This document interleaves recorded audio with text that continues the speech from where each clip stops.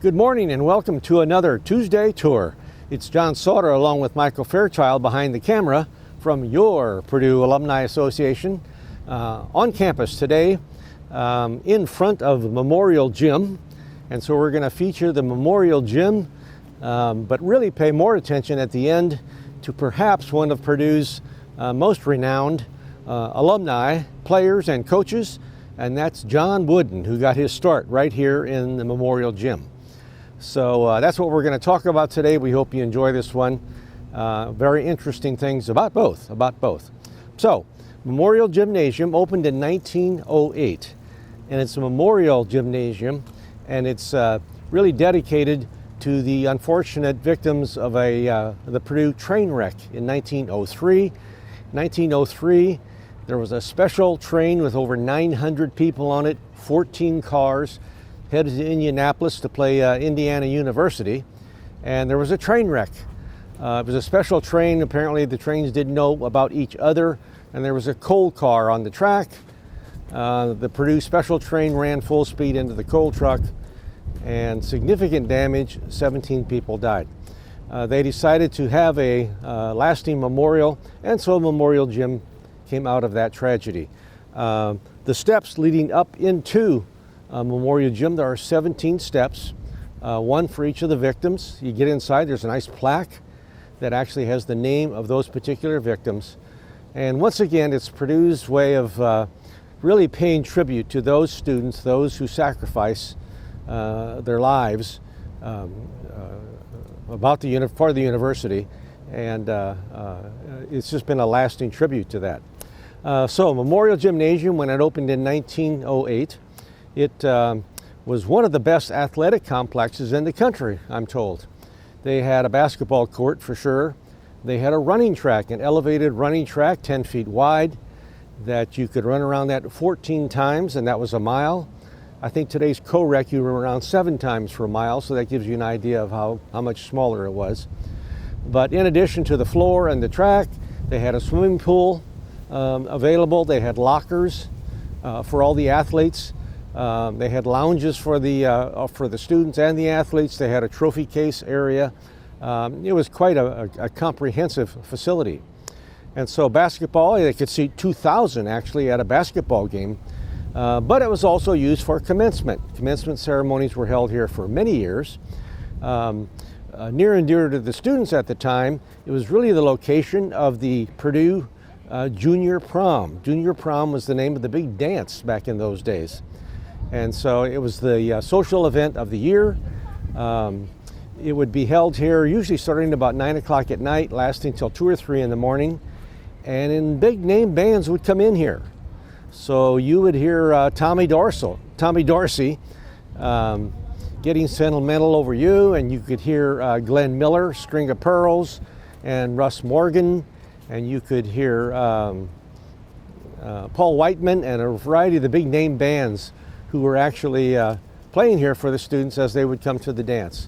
Just a normal gathering place. Really became kind of a social, cultural gathering spot on campus because of its site and its nice facilities within it.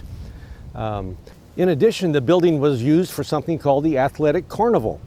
And this is an event, looking at the picture, where they had boxing matches and wrestling matches taking place. And they just had all sorts of events here.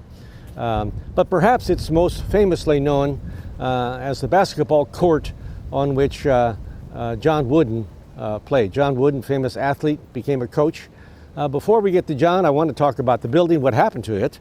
And that is, in 1938, Lambert Fieldhouse opens up, and many of the events taking place here moved to Lambert Fieldhouse, and this became the women's gymnasium. And so most of their events took place here. The men were there eventually. Mackey Arena opened up in 1967, and they moved on further to nicer facilities. The women were here till 1985. About that time, the computer science department needed its own location. The computer science department, one of the first in the country, actually had been around since the early 60s, but they continued to expand. They needed space, and so this was converted to classrooms and offices for the computer science school. Eventually that moved across the street to Haas Hall, and they have a beautiful new building now on campus. And at that point, it then became mostly offices on the inside, converted to office space. And then in 2006, wanting to have a new name put on the building, they chose Felix Haas, Haas Hall. There's a sign about Felix Haas right over here. Felix Haas was actually a math professor. He was the chairman of the Department of Mathematics, and then eventually became the dean of the School of Science, and eventually became the provost of the university. Just a great guy, had a great career at Purdue. Even after he retired, he came back and taught math classes voluntarily, didn't expect to be paid for them. In fact, he and his wife Violet, who was an instructor in the engineering school, were truly a power couple at the time, just very influential on campus. In fact, interestingly enough, I still remember this is an invitation to the naming of the building for Provost Felix Haas. I was cleaning out some files this week, and lo and behold, there it was. Not that I save everything, mind you, but I saved quite a few things, and this is the renaming of the building for Provost Haas. So now we're going to talk a little bit more about John Wooden, the basketball player. John Wooden, again, played basketball here, 30, 31, and 32. He was a 5'10 guard, came from Southern Indiana. He was an English major, actually graduated in 1932 in English. So in 30, 31, and 32, he was named an All-American. In 1932, he was named the National Player of the Year. That same year, the Purdue Boilermakers were named the national champion that particular year. It was done retroactively, as things were done a little bit different back then. But 32 was a good year for Purdue Boilermaker basketball. John Wooden left here with many accolades. Eventually played in the professional sports area for a while. Then got into high school coaching and teaching with his English major. Then he actually served 2 years in the Navy, came back, and decided to go into college coaching. Coached at Indiana State for a while, and eventually ended up at UCLA, where he had significant success out there, winning 10 national championships, 7 in a row, a feat that's probably never going to be repeated, I suspect. Really left his mark in the coaching field, and we're going to be talking more about John Wooden. Actually, I have a street name for him. We're going to go have a look at that. We're going to talk about the John Wooden Leadership Institute over by Mackey Arena and the Pyramid of Success. Just one of the most, I think I read he was one of the most revered coaches in all of sports. So a lasting impression from John Wooden, Purdue athlete, and it all started right here in Memorial Gym. We'll see you at our next location. We have relocated out on what used to be North University Street, but if you look beside me up on the post, it's John Wooden Drive. John Wooden Drive actually stretches from Stadium Avenue all the way out to Cherry Lane. Was renamed for John Wooden in the fall of 2010.